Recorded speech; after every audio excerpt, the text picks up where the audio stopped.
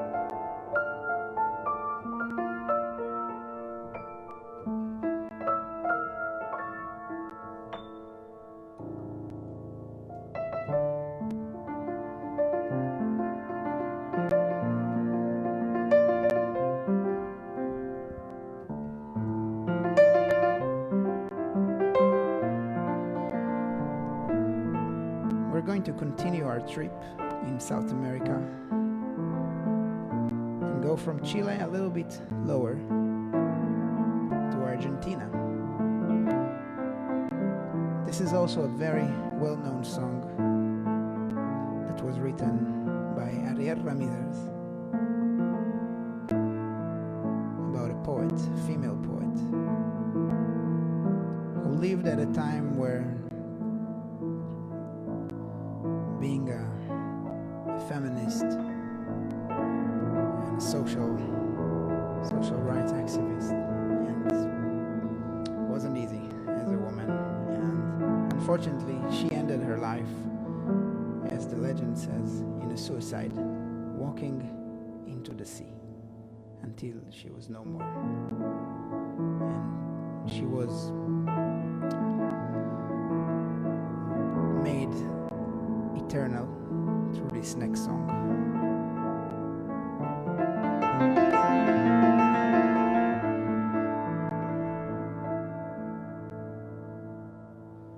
Por la blanda arena que lame el mar, su pequeña huella no vuelve más. Un sendero solo de pena y silencio llegó hasta el agua profunda. Un sendero solo de pena,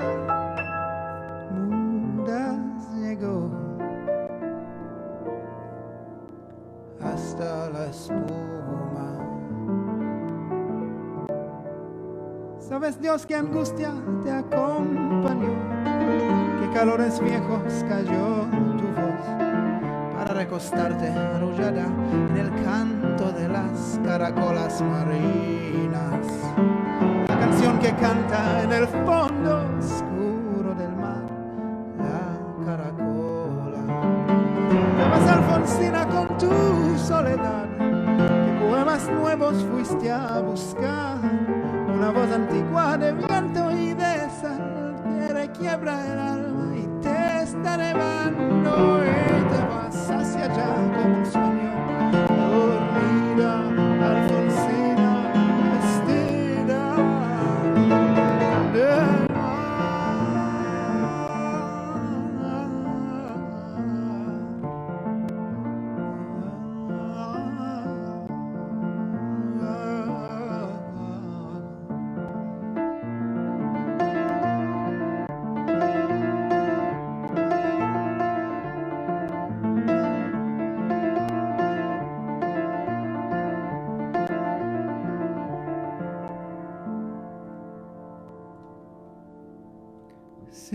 sirenitas te llevarán por caminos de algas y de corral,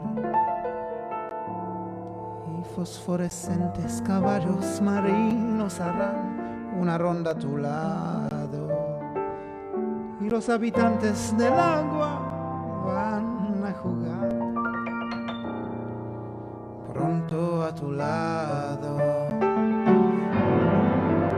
Bájame la lámpara un poco más, déjame tenerme nodrida en paz. Y si llama a él, no le digas que estoy, dile que Alfonsina no vuelve.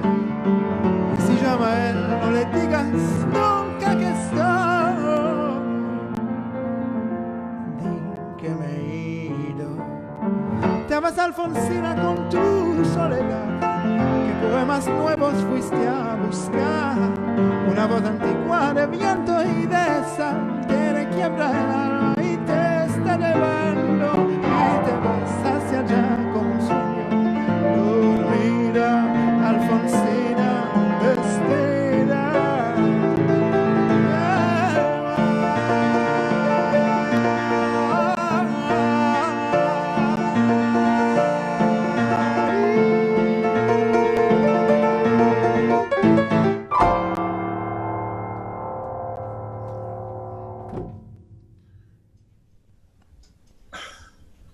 Man, so good to see you. I love seeing you, Guy. Every time I spend time with you, I feel encouraged, and I feel like it's okay. It's gonna be all right. Oh man, it really does go both ways. I mean, really, especially in this period, you know, in this last months, every time like you look on social media and you just see that, wow, okay, there's another Berlin night, okay, there's another masterclass, okay, there's a fundraiser, like supporting, wow, it's all together, and it just like gives you exactly that feeling. It was a struggle. It was a struggle, I gotta tell you, because I didn't want to give the impression that we're celebrating or that we're dancing or partying, but I realized that musicians play music. We play music. That's our ministry. That's how we respond to the horror of pandemics and political strife and racism, and and it was really hard. It was really hard to decide to do, and very difficult to keep it up, to keep up the regular virtual Birdlands. And every time we do, I feel like I am with my tribe, with my people. Every time I close my eyes and record, and I hear Vinny and Bam Bam and Kaisel and Carly, it feels like we're playing in the room right next to each other, and I mean, it freaks me out. It freaks me out because I respond in the same way that I do when I'm playing on stage with them. So it is, for all intents and purposes, a live performance. Yeah, it is pretty mind-boggling, like how, I mean, of course, the first reaction is that, okay, now we are not physically in the same space and we miss playing together, but then it really blows your mind how close can you actually feel even with being like, separated physically. And it kind of points on how like the togetherness is really first and foremost is like a spiritual mental thing. Yeah, yeah, yeah. Then Because the yeah, and room then it's not. It's itself, not. the vibes in the room, but it's before it, that's second, like there's something beyond that, and it is like surprising. Wow. Well, it's you know what I feel like. I feel like it's a lot like when you know someone you love is somewhere else, and that love is not. It's not discontinued because I mean there are people in my life like you. I can pick up the phone in the middle of a conversation. It's not, hello, Guy, how are you? What's going on? It's like you can pick up a conversation with someone you love in midstream. And that's what it feels like. That's what it feels like to play with these people every single week. It feels like we're just not there physically. And But it's a huge statement, like to see it. It really is a huge statement. Not at all giving like the false impression of someone is celebrating or not, like not affected by what's going on. It's exactly the opposite. Like it's really like an example of resilience and like being strong despite and facing with the huge challenges that we have on so many layers right now in the world. I think the scripture says man is born to trouble as the sparks fly upward. And so life is this constant negotiation between the joy and the tears. And that's something that we can never get away from. And so we don't live in the happiness and we don't live in the tears. We're constantly negotiating that space. And I think this is a dark time. This is a scary and horrible time. And when you see, we know we both have, and I wanted to ask you this question. I know we spoke a little bit about this, but the difference between being from a place and being of a place. I'm in the United States right now, you're in Israel, and there's all kinds of horrible things going on in both places. The murder of George Floyd, I still can't watch it. And I know I can't bring myself to see the whole thing. I find myself, and yet that is who we are. And that's not who I am. So you can come from a place and be of a place. And this is my home, but I am not, it's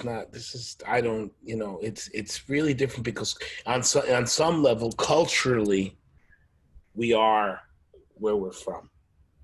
But the actions of the people who govern us are not our actions. So a lot of the pandemic, a lot of the racial strife, a lot of the situations that go on in Israel don't reflect who we are as human beings.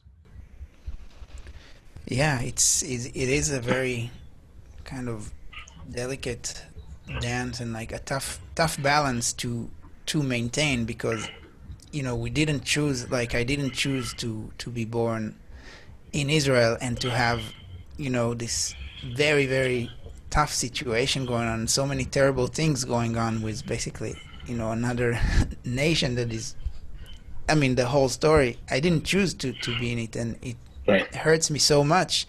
And at the same time, I love my home, I love my country, my people. Of course. And, like, feeling both these things is like, it is really, really challenging, and it's very tempting sometimes to kind of log off from certain aspects of it, and it's so important to try as much as we can, like to not log off from them, but like really own them and face them, because like you said, it's not our doing, but we're still somewhat connected to it or somewhat responsible.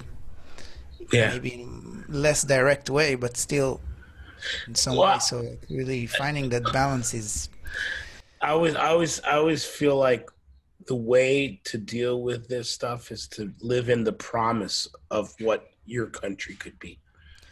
Yes. To live in the promise of what Israel could be, to live in the promise of what the United States could be, and to realize that that promise, as we believe it to be, is one of egalitarianism. It's one of acceptance. It's one of love. But I don't know, we're not exhibiting that right now in the United States. And we are, and yet we are. People are standing up. They're demonstrating, they're marching, they're demanding change. But inwardly, I think that's what I'm getting at, is that inwardly, we have to go inside. We have to go inside to find the true definition of who we are. We can't look at outside of ourselves. Yeah, that's exactly. I really connect with that, and it reminds me of this sentence in the Judaism that says, if you changed one soul, you changed an entire universe, the whole world, basically. And it really is about, like, because sometimes it's really easy, or again tempting, to kind of tend towards the things that are outside, to do these more outside things, towards what's happening, but less attend to what's inside, and what really we all have to do both. And well, it's like the old saying, revolution begins with oneself. yes, And it does. It really does. yes, The ability to get in front of yourself and face yourself and change slowly from within has to take place before you can start adjusting to the way the world is the way you see the world and the way that you interact with the world. So I get up literally every day and I ask, please, just whoever it is, whoever she is, whoever God is, whatever divine reality is that there is, if there is one, even if you don't agree that there's one, whatever it is, we have a standard. We have to behave as if we're responsible for one another. And you do that, my brother. You've been doing that ever since I've known you. You've been behaving in a loving and generous fashion ever since I met you. man, thank you. I try, and I mean, being an Israeli who travels the world a lot, that's really, I almost feel sometimes like I live for those moments, like when I was in Morocco, for example, where it's actually where my grandfather was born. Or when I was in Turkey, there was one time when I was in Turkey, it's another story that occurred to me, and I was in the streets that's called Istiklal, one of the main streets, and there were like a lot of street musicians playing, and I was listening to one, and a few people were gathering around, and somehow I started a conversation with a younger guy next to me, and we really hit it off. I discovered he plays the violin, all these things, and he escaped from Syria to come to Istanbul. Wow. And when I told him I was from Israel, he was, so shocked, because his family were escaping from their village in Palestine to go to Syria, and now he had to escape again. So like, imagine like what he's been through, and then he's meeting this person. It was the most unexpected thing for him in the world, and we could really like just talk about some things, and also talk about things not related Yeah. to that, and just be cool, and a lot of time, even in the delis in Brooklyn, like you meet the guy who sells you the stuff, he's from Yemen, and you tell, oh, you're from Israel, wow, like, it's just all these moments of like realizing, at Manhattan School of Music I ate maybe 3 times a week in a Jordanian restaurant. Of course. You know, I think I know the restaurant. you must know it. And these people were like, I mean, I was eating their food. What can you, what's more than that? When my grandmother came to the graduation recital, she left the place like kissing. They were kissing, because she's from Iraq, so they had. Well, they could speak even, and whenever I came back, he said, "Where is my girlfriend?" Talking about my grandma. So it's insane how it all connects so beautifully. I had a friend who was a Sabra. She's an older woman, and she told me when she was little, she grew up in Tel Aviv, and her best friends were Palestinians. Her best friends were people, and they were taught that they hated each other. They didn't know that. Yeah. They were taught, and if you look at I don't know, if you look at some of the same situations when I travel, the same thing. If I'm in Korea or in Russia, these are our enemies, right? Whatever. And then you talk to these people and you realize that there's no such thing. There's no such thing. In fact, what's really interesting to me is that now more than ever, the pandemic has shown us that we are a global reality, and that if one suffers, we all suffer, because this what became a thing somewhere else. You think it's not going to touch you, and then boom, it lands on your shore.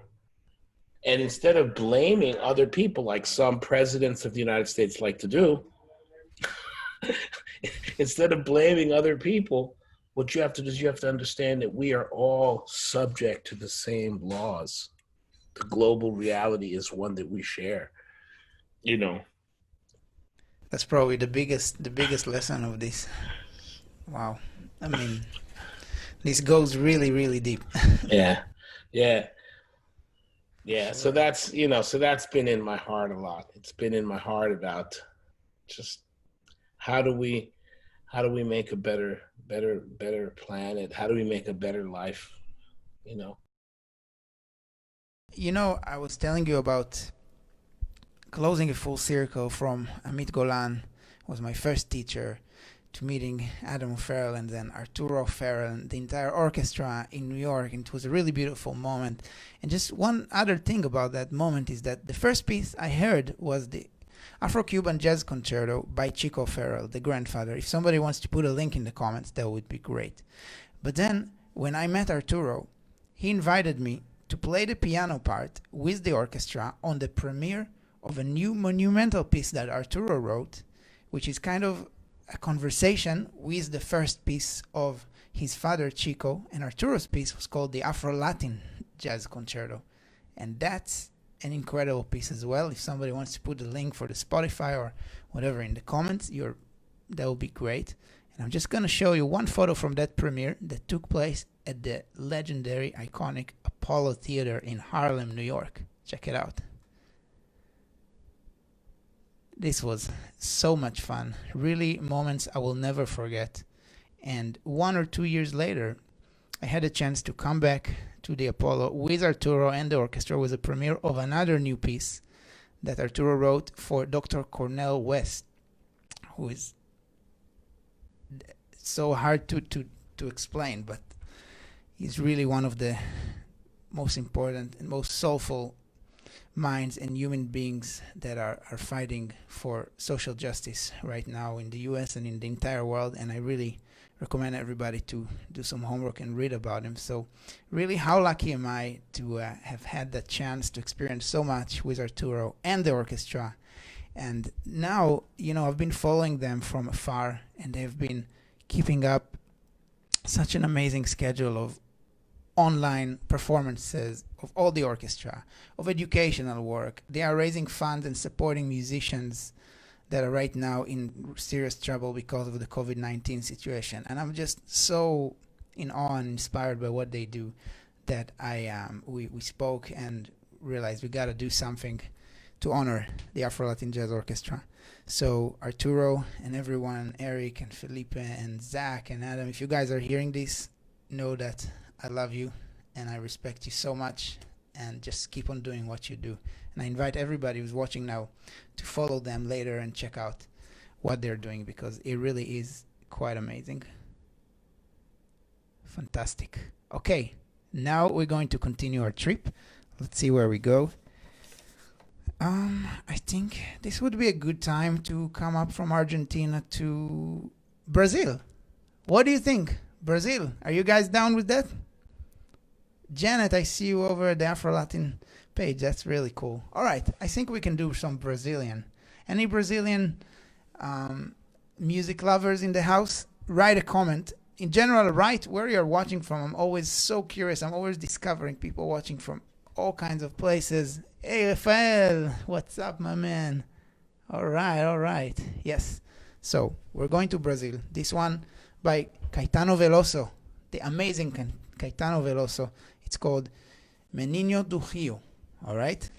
Hope you enjoy this one. I heard this one the first time in Rio de Janeiro, and I fell in love with the song. I hope you enjoy.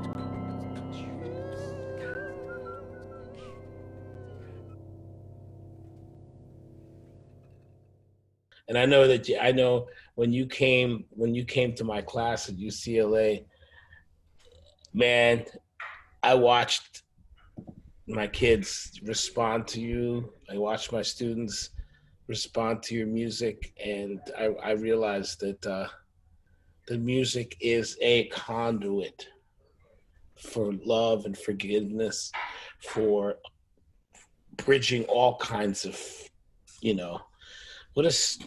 strange. That's a really cool class. I have kids from Mexico. I have kids from the Middle East. I have kids who are Black, kids who are white, and then you come and you bless them. You give them permission to understand that music is the fabric that brings us together. That was an experience that I really cherish. That was such a special moment and a special energy that was already in that class. I mean, it wasn't by chance. When you're leading it, it's very natural that it felt like so open and like ready to embrace. And like when I felt that, it brought out of me things like, when I played in the class, I really did like feel something. It wasn't, it was a very unique moment. Like, I'm sure those moments when you play and you're like really, there weren't that many people there, but just the energy of those who were there, each and every one was so intense, and you just felt uplifted by them. So that's something really strong that I don't know if I ever shared, but like really it was just so uplifting for me just to be there and play for them. And like there was like you're having a conversation with someone that is really, really I don't think I had a chance to talk to you since then, but one of the comments that I got a lot of from the students was that somehow you weren't performing for them, you weren't playing for them, you were singing for them, and you were singing with them. I got that a lot. That you were not there to be you were there to participate. You were there to lead them in song. And I think that I think that's a part of what you do. Is you not just a pianist, and you're a composer, you're a singer, you're a whistler.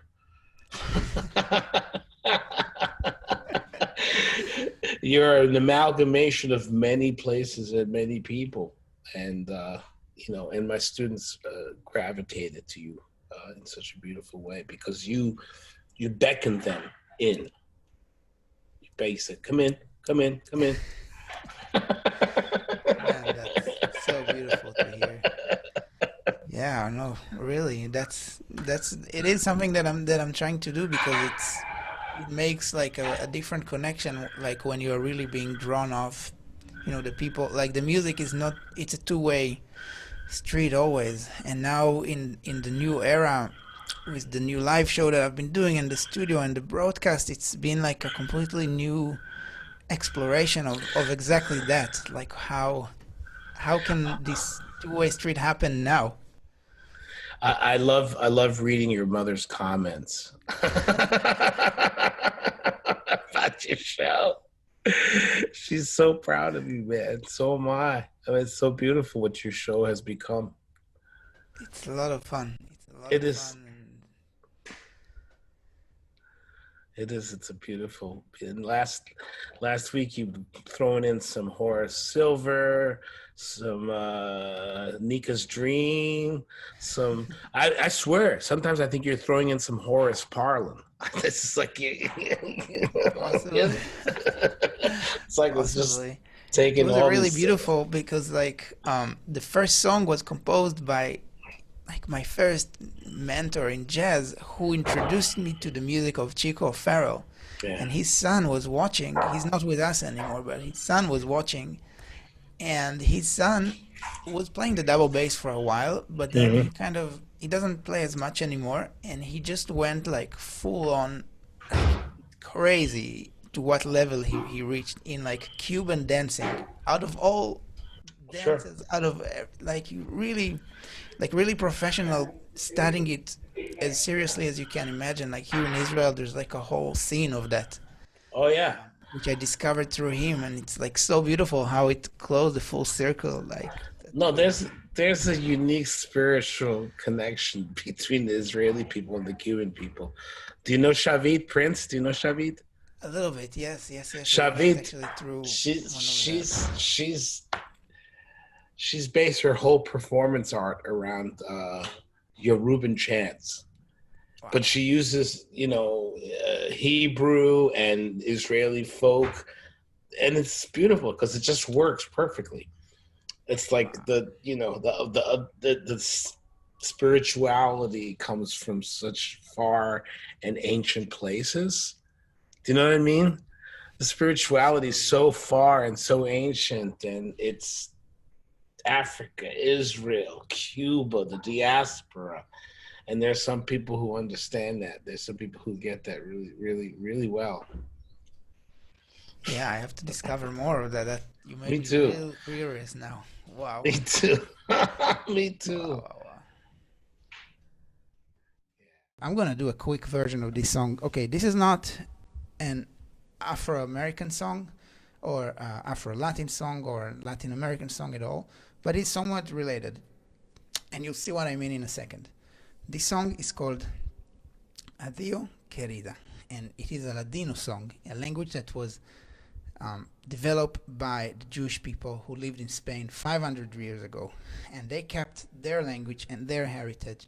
And I'm going to take this song and give it quite a twist, a little bit of a twisty version, here especially for the show, in honor of the Afro Latin Jazz Alliance, and in honor of each and every one of you watching this. It's a little meeting point between the Jewish culture of ancient Spain into the culture of now, 2020. Wow, what a year. All right, let's see what happens.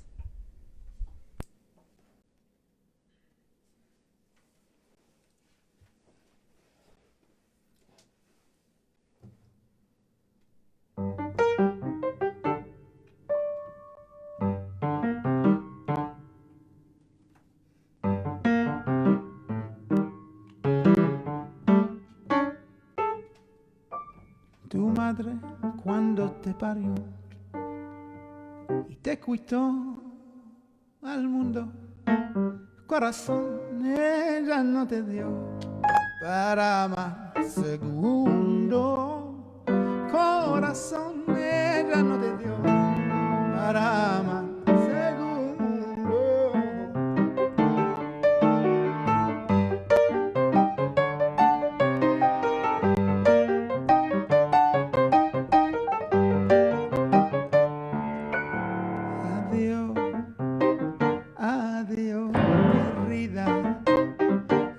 Quiero la vida, me la amargaste tú. Adiós, adiós, querida, no quiero la vida, me la amargaste tú.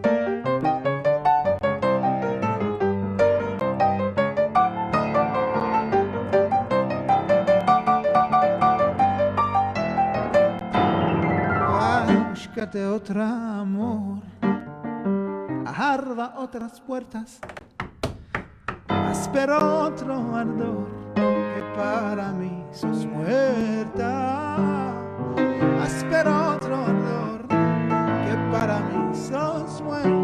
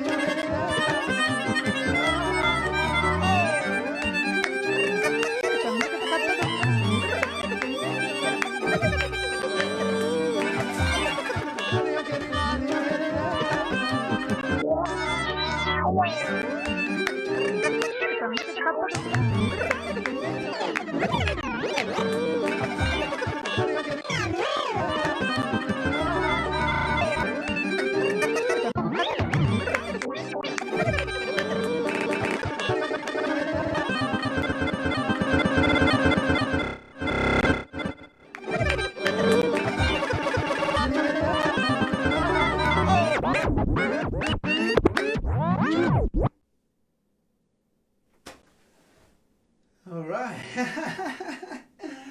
Woo.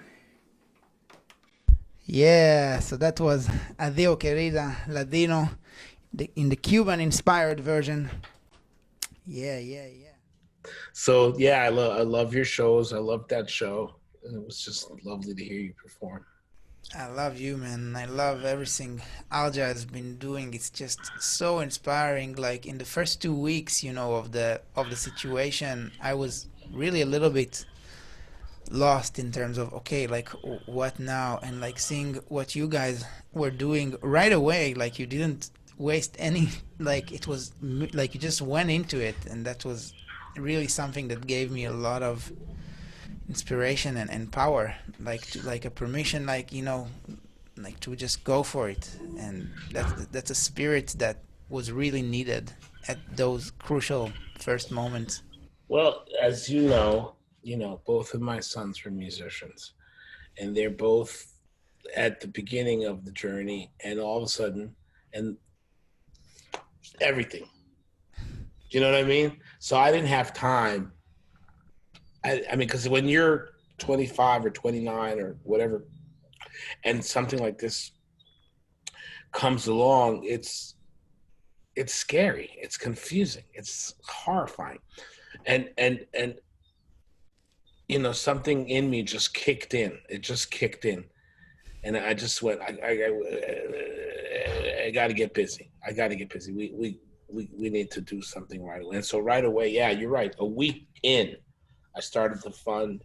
A week in, we started Virtual Birdland. A week in, we started changing our format. So we had a virtual digital presence. I mean, a week in, we started changing our education so that it was online, and so that it was, freely offered to people.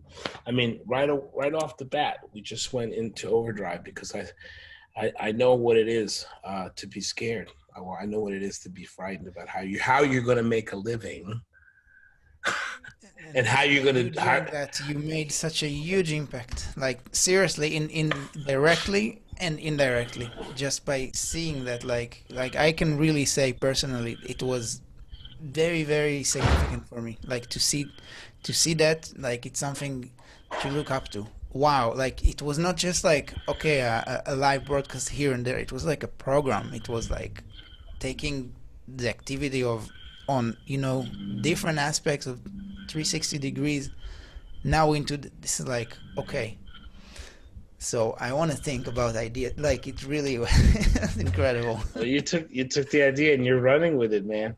You're running with it so beautiful, which is what you've done. You've done with everything. You take and you run and you go farther than I could ever go. So I'm grateful. But before that, we got one more country to cover, and that's gonna be Mexico. Hola, Mexico.